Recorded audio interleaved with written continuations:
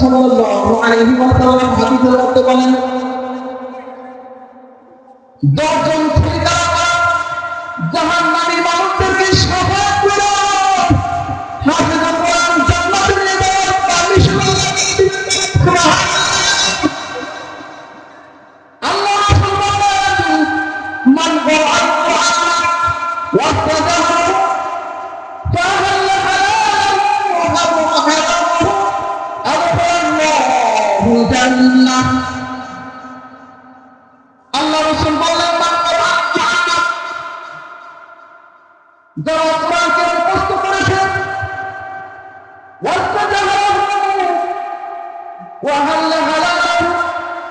কোরআনকে মুখস্থ করেছে, হালালকে হালাল মেনেছে,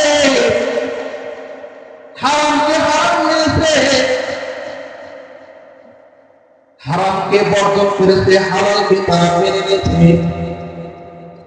আদখালাহুল্লাহু জান্নাহ, আল্লাহ তাআলা তাদেরকে জান্নাতে দাখিল করবেন।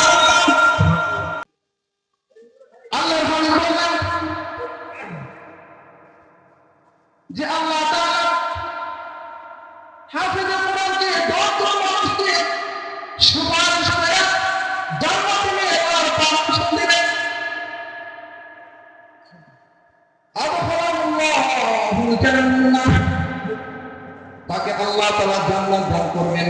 ওয়া শাফাআহু, শাফাআত করার পারমিশন আল্লাহ তাআলা দিবেন। ফি আশরাতিন মিন আহলি বাইতিহি, আশরা মানে 10 জন মানুষকে শাফাআত করে তারা জান্নাতে নিয়ে যাওয়ার পারমিশন দিবেন তার আহলে বাইত থেকে, তার পরিবার পরিজন থেকে। আল্লাহ রাসূল সাল্লাল্লাহু আলাইহি ওয়াসাল্লাম বলেন, ফি আশরাতিন মিন আহলি বাইতিহি কুল্লুহুম ক্বাদ ওয়াজাবাহুন্নার।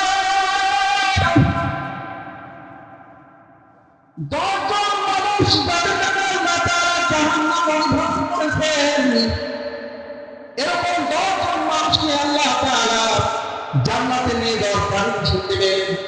হাফেজে কোরআন যখন জান্নাতের রাস্তা দিয়ে প্রবেশ করবে, পিছনে ফেরেশতারা স্লোগান দিতে থাকবে। যেমন আমাদের দ্বিতীয় বক্তা যখন আসছে তখন আমরা স্লোগান দিয়েছিলাম, ঠিক কিনা? কথা বলেন না। হাফেজে কোরআন যখন জান্নাতের রাস্তা দিয়ে প্রবেশ করবে, হেঁটে হেঁটে যখন যাবে, তখন ফেরেশতারা স্লোগান করবেন, হে হাফেজে কোরআন, তুমি সামনে চলো, তুমি সামনে চলো, এগিয়ে চলো, তোমার কোনো ভয় নেই, ভয় নেই।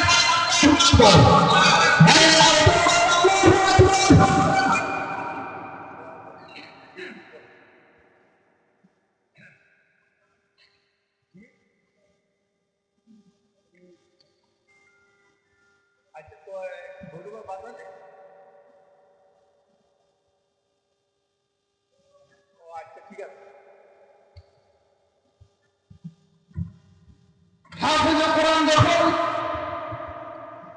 জান্নাতের রাস্তা দিয়ে যাবে, ফেরেশতারা পেছনে স্লোগান দিবেন, হে হাফেজে কোরআন, তুমি সামনে চলো, তোমার কোনো ভয় নাই, রাত পৌঁছাই নেই। হঠাৎ করে হাফেজে কোরআন থমকে দাঁড়িয়ে যাবে, ফেরেশতারা জিজ্ঞাসা করবে, এ হাফেজে তোমার কি হলো, তুমি কেন দাঁড়ালে? হাফেজে কোরআন বলবে, আমি জান্নাতে প্রবেশ করব না। কেন তুই জান্নাতে প্রবেশ করবি না? কেন হলো দেখো না, আমার আব্বা আম্মা জাহান্নামে আগুনে জ্বলতেছে, আমি তাদেরকে কেমন করে জান্নাতে প্রবেশ করব? সুতরাং আমার আব্বা আম্মাকে যতক্ষণ মাফ না করবে ততক্ষণ আমি হাফেজে কোরআন জান্নাতে প্রবেশ করব না। সুবহানাল্লাহ। এই দৃশ্য আল্লাহ তাআলা দেখেন। আমার দৃষ্টি আকর্ষণ করছি, আপনাদের মন তো নমস্ক হয়ে গেছে। আলোচনা মন দিয়ে শুনতে হবে, নাহলে বুঝবেন না। একজন হাফেজের কোরআন আপনি কেন বানাবেন? আপনার সন্তানকে হাফেজ কেন বানাবেন? কেন আলেম বানাবেন? তার শান মর্যাদা কি, তার প্রভুত্বটা কি শোনার দরকার আছে না নাই আমাদের?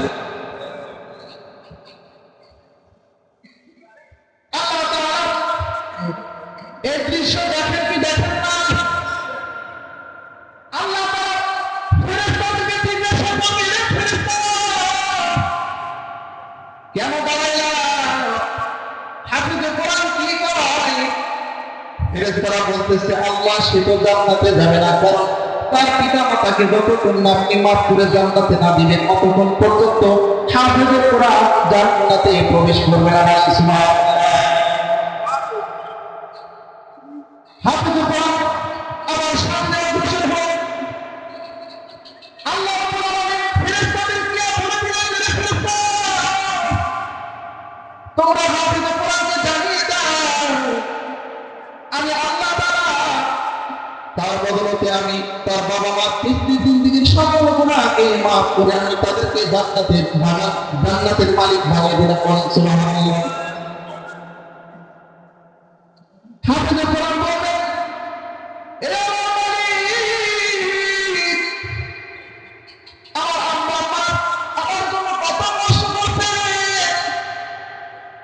নিজেরা খাওয়াইতেন, নিজের ফিরান কাপড় পরিধান করতেন, আমাকে ভালো পোশাক পরিধান করাইছেন।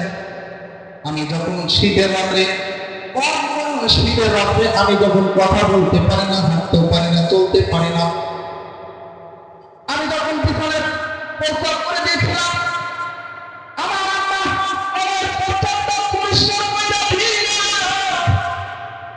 আমার আম্মা নিজে ভিজা জায়গায় ঘুমাইছেন, আমাকে শুকনা জায়গায় ঘুম পাঠাইছেন।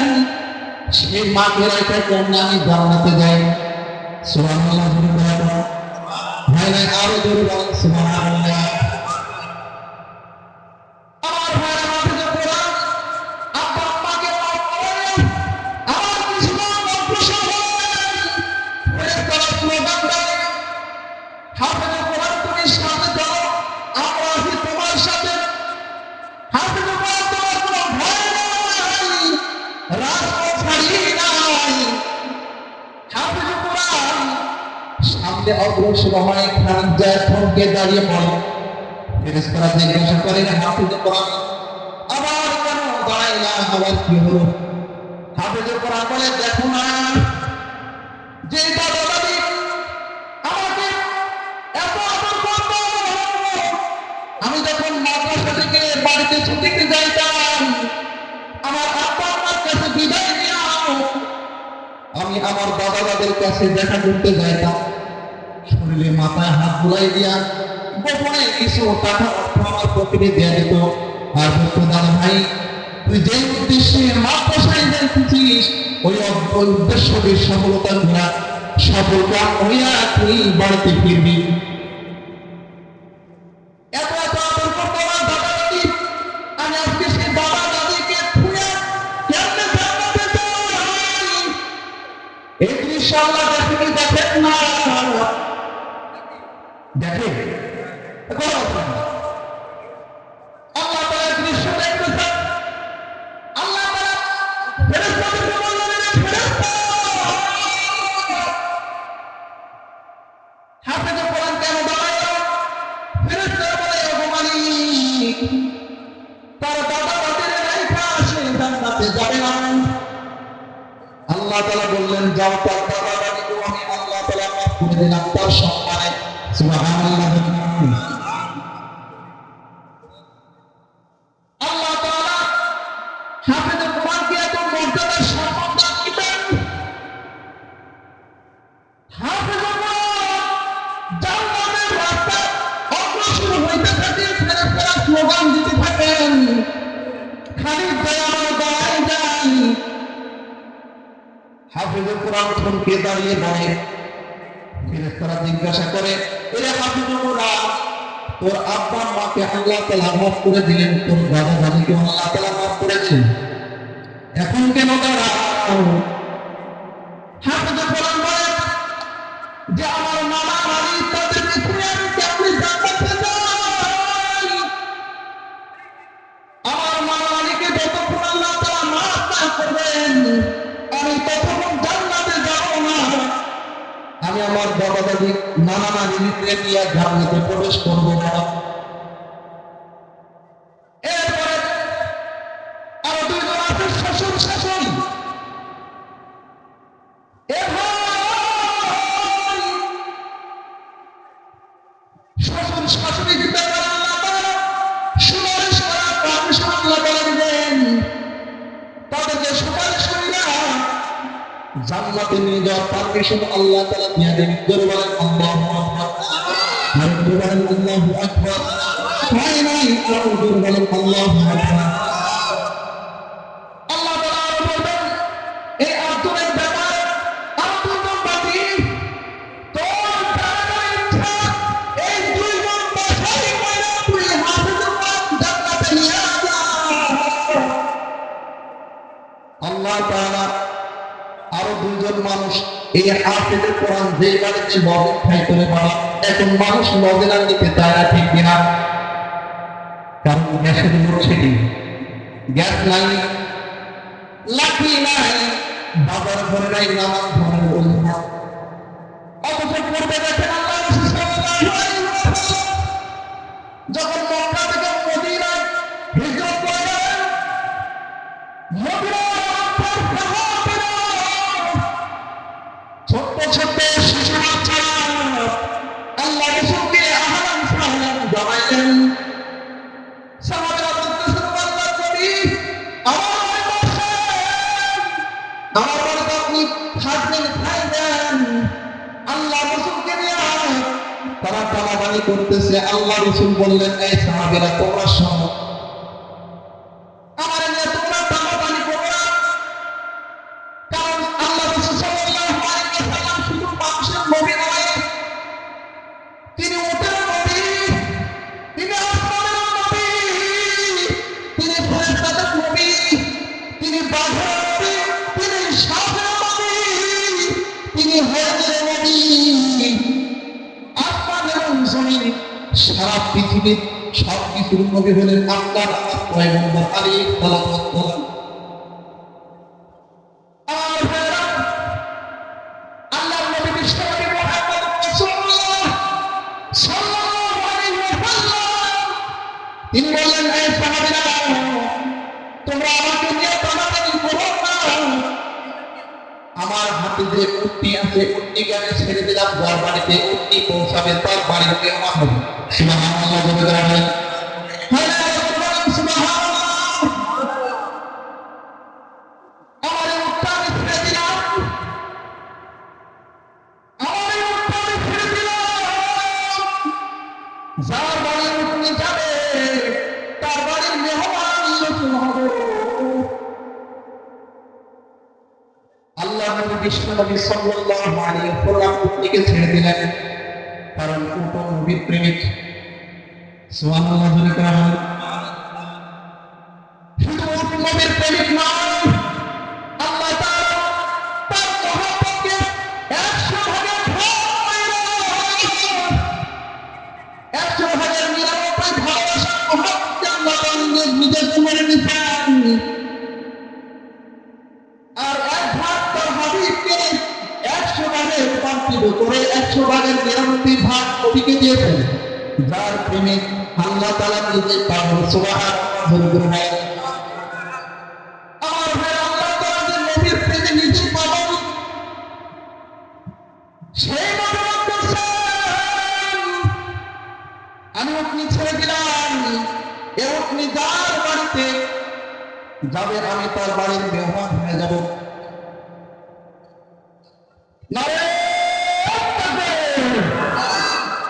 প্রধানমন্ত্রীর আগমন, শুভেচ্ছা স্বাগতম, মদিনার পূর্বপুরুষের গ্রামবাসীর পক্ষ থেকে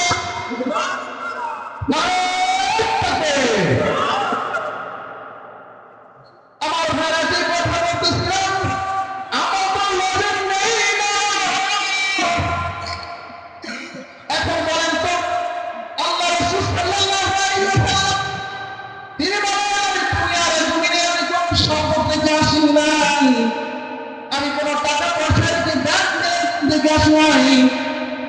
আমি আমার সাহেবে কোরআন, আমি আল্লাহ তাআলা বান্দাদের ভিতরে শ্রেষ্ঠ সন্তান সাহেব কোরআন আলেম বলি ওরাফতে নবী আমি তাদেরকে রেখে দিলাম।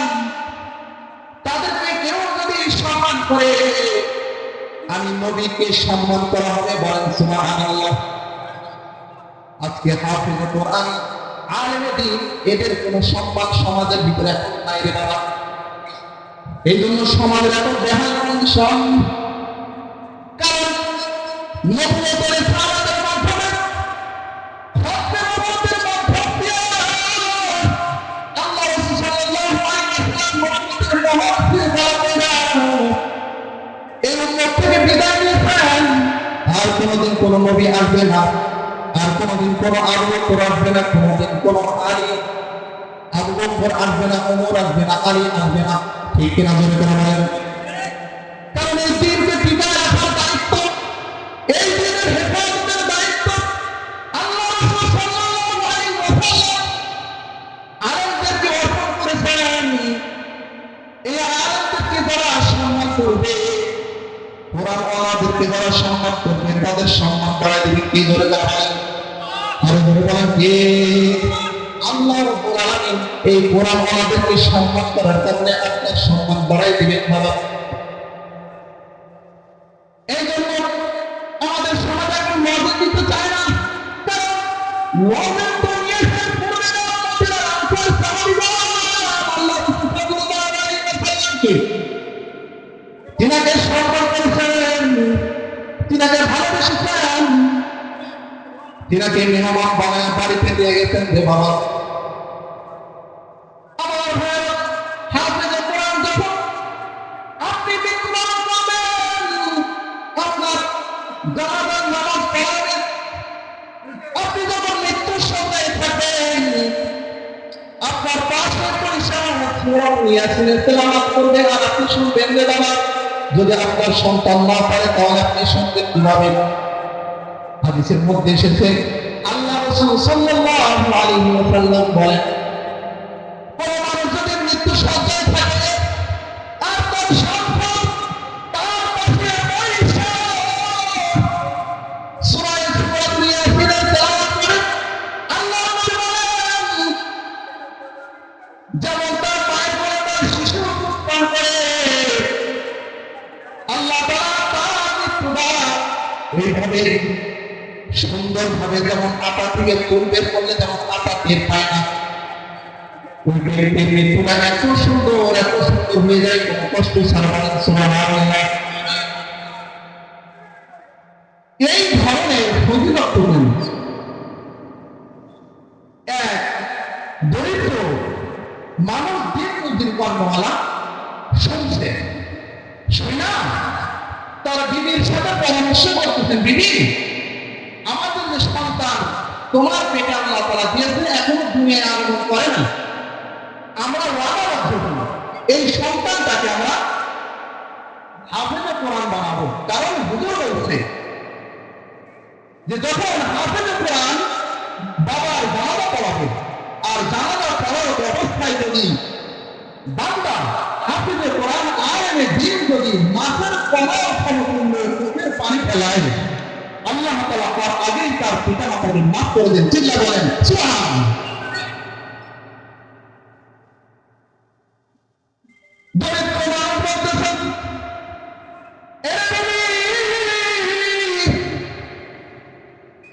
আমাদের সন্তান এখনো দুনিয়ায় আসে নাই, আমাদের সন্তানটাকে হাফেজে কোরআন বানাবো, ওয়াদাবদ্ধ হলেন হাফেজে কোরআন বানাবেন। কিছুদিন পরে সন্তান প্রসব হলো, যদি দরিদ্র ব্যক্তিটা দিন দিন তার বার্ধক্যে উপনীত হচ্ছে, মারাত্মক এক রোগে আক্রান্ত হলেন, সন্তান মাদ্রাসায় দিলেন, সন্তানটাকে লালন পালন করলেন, সন্তান প্রসব হওয়ার পরে তাকে লালন পালন করলেন, মাদ্রাসায় যাওয়ার সময় হলে তাকে মাদ্রাসায় দিয়ে দিলেন। বাবা ছেলেটা মাত্র মোরানির 2টা বছর, সে করেছে, কারণ নুরানি শিক্ষাটা হলো কোরআন দ্বীন ইসলাম শেখার ফাউন্ডেশন।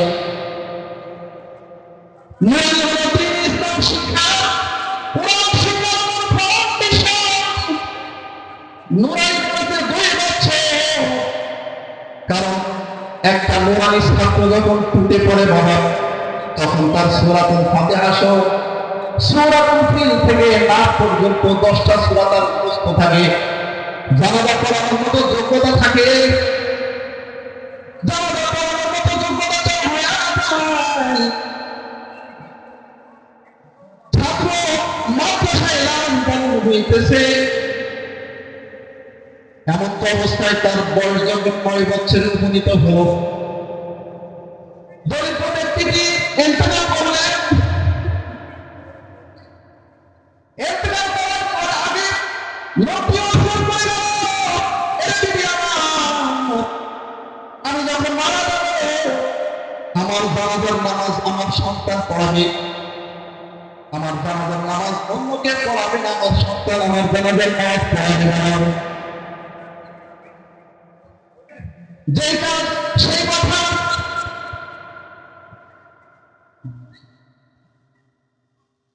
যে কথা সেই কাজ। লোকটি ইন্তেকাল করলো, মাথার কোনো সমস্যা,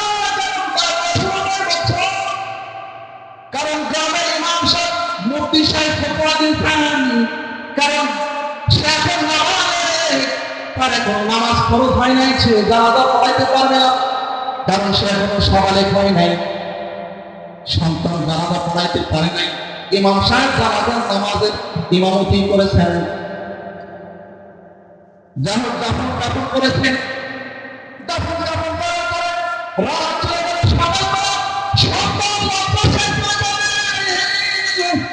এমন অবস্থায় মা তার সন্তানকে ডেকে বলে, এই সন্তান তুই কি কি শিখছস, কি কি পড়ছস মাদ্রাসায়, আজকে আমারে বল। সন্তান মারে ডেকে বলে, রে মা, আমি সূরাতুল ফাতিহা সহ আলাম তারা থেকে নাস পর্যন্ত 11টা সূরা আমার মুখস্থ।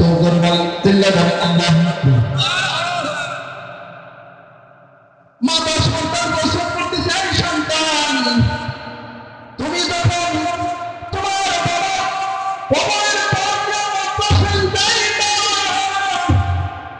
তোমার বাবার জন্য হাত তুলিলা, কিছু সূরা তেলাওয়াত কইরা সূরাতুল ইখলাস 3 বার পড়বা, সূরাতুল ফাতিহা পড়ে আল্লাহ তাআলার কাছে দোয়া করবা, চোখের পানি ফেলে দিয়া। আল্লাহ তাআলা নিশ্চয়ই তোমার আব্বাকে তার কবর থেকে জান্নাতের টুকরা বানাই দেবে, বলেন সুবহানাল্লাহ। মুহতারাম হাজিরিন, সামনে আরো অনেক কথা ছিল, সময় স্বল্পতার কারণে বলতে পারলাম না। যদি কোনোদিন সুযোগ হয় বলার চেষ্টা করব, আল্লাহ তাআলা তৌফিক দান করেন। আমার জন্য আপনাদের কাছে, আমি আপনাদের কাছে দোয়া চাই, এই কোরআনের খাদেম হতে চাই, খালেস কোরআনের খাদেম হতে চাই, আপনাদের খেদমত করতে চাই। আল্লাহ তাআলা এই তার কোরআনের খাদেম, আপনাদের খাদেম হওয়ার তৌফিক দান করেন। আপনারা আমার জন্য দোয়া করবেন, আমি আপনাদের জন্য দোয়া করব। এই